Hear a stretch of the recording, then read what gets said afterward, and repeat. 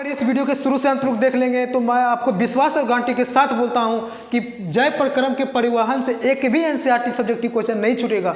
अब वो इसलिए नहीं छूटेगा कि क्योंकि जो बिहार बोर्ड में एनी टाइम पूछ रहा है बहुत वैसा क्वेश्चन हम आपको ट्रिक के माध्यम से समझाएंगे। पूरा जो जितना सब्जेक्ट की क्वेश्चन अभी बतलाएंगे टोटल ट्रिक के माध्यम से आपको बतलाएंगे, इसलिए इस वीडियो के कम से कम शुरू से अंत तक देखें।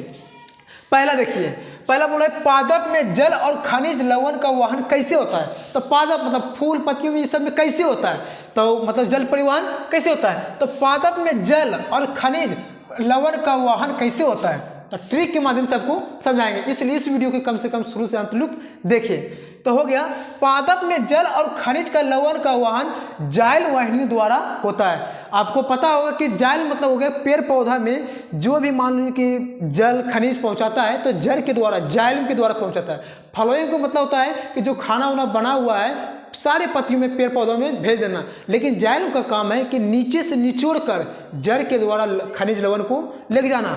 तो ये बोल रहा है कि पादप में जल और खनिज लवण का वहन जाइल वाहिनियों द्वारा होता है। प्रासरण के नियमानुसार मृदा के कणों के बीच उपस्थित खनिजों का जलीय घोल जड़ों के मूल रोम में प्रवेश करता है।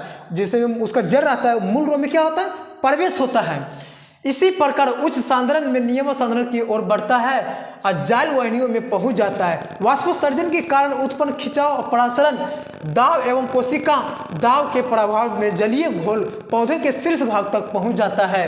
इसे मतलब रसारोहण भी कहते हैं। तो समझ लीजिए, जड़ यहाँ खींच रहा है तो इसका पावर कहाँ से मिल रहा है, तो इसका पावर मिल रहा है वाष्पोत्सर्जन मतलब प्रकाश संश्लेषण की क्रिया। जब मतलब दोपहर में प्रकाश की संश्लेषण क्रिया तो नहीं, जब प्रकाश यहाँ पर पड़ता है तो तेजी से क्या करता है, ऊपर की ओर खींचता है। तो जड़ में जो लवण और खनिज ये सब रहता है ऊपर की ओर खींचता है, तो जाइलम के द्वारा ऊपर की ओर चल जाता है। तो इसी तरह से बोलना है कि पादप में जल और खनिज लवण का वहन कैसे होता है, तो जड़ के द्वारा, किसके द्वारा होता है, तो जाइल वाहिनियों के द्वारा होता है। कैसे होता है, तो वाष्पोत्सर्जन मतलब प्रकाश संश्लेषण की क्रिया के द्वारा ही होता है। दूसरा बोला है पादप में भोजन का वहन, पादप में भोजन का वहन या स्थानांतरण कैसे होता है। पादप में मतलब भोजन का स्थानांतरण कैसे होता है, तो देखिए पौधों में भोजन का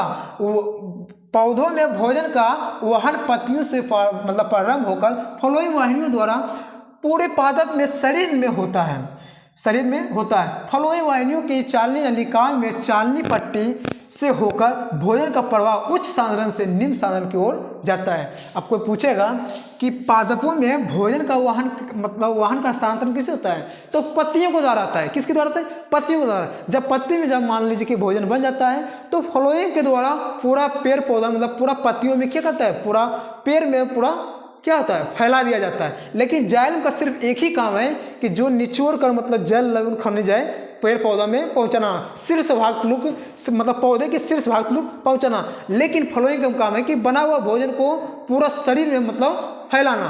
अगर आपको ये ट्रिक अच्छा लगा है तो इस चैनल को सब्सक्राइब करें, अपने दोस्तों के साथ अधिक से अधिक शेयर करें। मिलते हैं नेक्स्ट वीडियो में। जय हिंद, जय भारत।